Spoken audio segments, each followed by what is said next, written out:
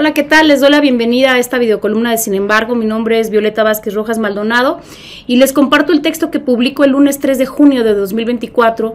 Se llama La oposición al día siguiente. Escribo esta columna en la mañana del 2 de junio, a unos minutos de que abran las casillas. Dicen que la democracia es incertidumbre y yo por el momento escribo únicamente con dos certezas. La primera, que Claudia Sheinbaum será elegida como presidenta de México, y la segunda, que la oposición, y ahora veremos a qué me refiero con esto, muy a su pesar, va a seguir existiendo al día siguiente. Además de estas dos certezas, hay muchas preguntas que valen hoy y tal vez no serán preguntas mañana, como si Morena logrará mayorías legislativas o si ganará las 7 gubernaturas que prevén las encuestas. Una pregunta, sin embargo, queda en el aire independientemente de los pormenores del resultado electoral. ¿Qué hará la oposición a partir del lunes 3 de junio para reconfigurarse y sobrevivir? Para empezar a esbozar una respuesta, hay que aceptar que eso que llamamos oposición, aunque se ha amalgamado bajo el común denominador de su desprecio a AMLO y a todo lo que representa, no es un conjunto políticamente uniforme. Identifico por lo menos 4 aristas.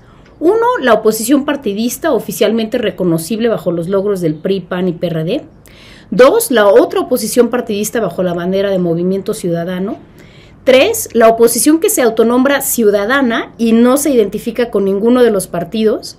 Y 4, la oposición que es vocal contra el obradorismo, tiene foros y micrófonos de amplio alcance, genera opinión pública y milita con partidos o candidatos, pero no lo acepta abiertamente.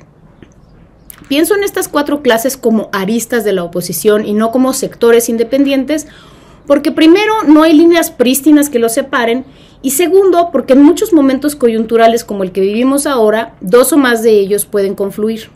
Por ejemplo, para esta elección confluyeron alrededor de la candidatura de Xóchitl Gálvez los 3 partidos de la alianza, el PRI-PAN-PRD, el brazo ciudadano que se identifica con el nombre de Marea Rosa, y una buena parte de los analistas y comentaristas políticos que, sin hacer explícita su preferencia por los partidos o incluso renegando de ellos, atizó la narrativa de la democracia en peligro y no solo llamó, en algunos casos más subrepticiamente que en otros, a votar por Gálvez, sino que aconsejaron y marcaron el tono de una campaña sin rumbo que se dejó guiar por lo que se le ocurriera al comentarista en turno en las mesas de análisis.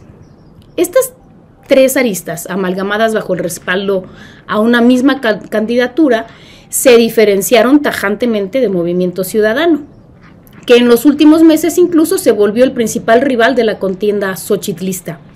A Maínez y a su partido les dedicaron desaires y desprecios, como los comentarios indolentemente socarrones de Emilio Álvarez y Casa ante el trágico accidente ocurrido durante un mitin de ese partido en Nuevo León, o aquel comentario de López Dóriga cuando dice que la boleta electoral tiene 2 espacios en blanco, implicando que uno de ellos es el recuadro de Movimiento Ciudadano.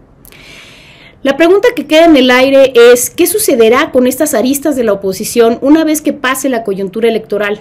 Tal vez habría que intentar dilucidar cuál puede ser el destino próximo de cada una. Para empezar, la alianza del PRI-PAN-PRD tal vez se dé cuenta de que, por usar una frase bien conocida del presidente López Obrador, hay sumas que restan. Unirse en un mismo frente viniendo de tradiciones partidistas antaño disímiles, uno fue partido de izquierda, el otro fue el partido emblemático de la derecha y el que fuera el partido hegemónico adversario de ambos, solo redundó en el desdibujamiento ideológico de sus identidades, la ausencia total de un proyecto de gobierno y el descrédito de los votantes que bien se dieron cuenta de que a falta de esas 2 cosas, lo único que podía moverlos a aspirar por cargos de elección es la ambición personal. A eso hay que agregar la pésima reputación con la que de por sí cargan, sobre todo el PRI y el PAN, que encabezaron gobiernos ineficientes y corruptos. La única esperanza para los partidos que conforman la alianza, si es que el PRD logra mantener su registro, sería la de regresar a sus vocaciones unipartidistas, reformular sus plataformas ideológicas y quizá intentar un relanzamiento, reivindicando viejos triunfos y prometiendo rectificaciones. Puede funcionarles o no, pero lo que definitivamente ha sido para ellos la receta del fracaso ha sido el fusionarse bajo los caprichos de un grupo oligárquico y desconocer a la base social que algún día representaron. La oposición autonombrada ciudadana, que por muy buenas razones no comulga con los partidos, pero que en esta coyuntura decidió enarbolar sus banderas, ha perdido por lo mismo su credibilidad. Incluso si pasa los próximos días tratando de desmarcarse de los partidos con los que se alió para lanzar a la candidata opositora, a esta oposición aún le quedan bastiones estratégicos del poder y tratará de parapetarse detrás de la defensa del Poder Judicial y de cualquier otro organismo autónomo o contramayoritario al que el nuevo gobierno intente tocar con alguna propuesta de reforma. A pesar de que seguirán renegando de los partidos políticos bajo la consigna de que todos son iguales, habrán de seguir apuntalando alianzas legislativas y nuevamente saldrán a defender sus banderas en las elecciones intermedias. Otra de las fortalezas de esta oposición autonombrada ciudadana serán los espacios de los que sigan gozando en los medios, los analistas y comentaristas, esa cuarta arista de la oposición, que también renegando de los partidos se han querido mostrar como neutrales y apartidistas. Esta oposición que abraza o reniega los partidos de la alianza a conveniencia es quizá la más poderosa y la más dispuesta a radicalizarse en contra del nuevo gobierno. Por último, Movimiento Ciudadano logró consolidar un mucho mejor porcentaje de la votación de lo que al inicio se esperaba.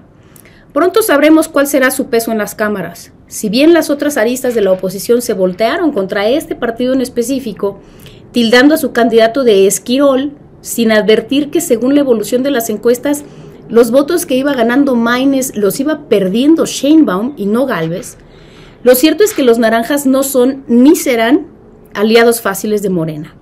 Se perfilan como una oposición más razonable y más dispuesta a llegar a acuerdos, pero de ningún modo se puede confiar en que Morena tenga en Movimiento Ciudadano a una bancada de incondicionales.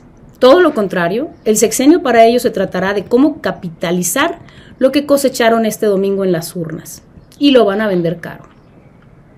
En suma, para comprender el destino de la oposición a partir del 3 de junio, hay que empezar por reconocer que la oposición no es una sola, y que entre los sectores que la conforman habrá vaivenes, alianzas y rupturas a conveniencia.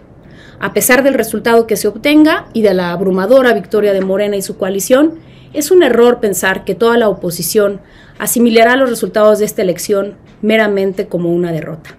Muchas gracias.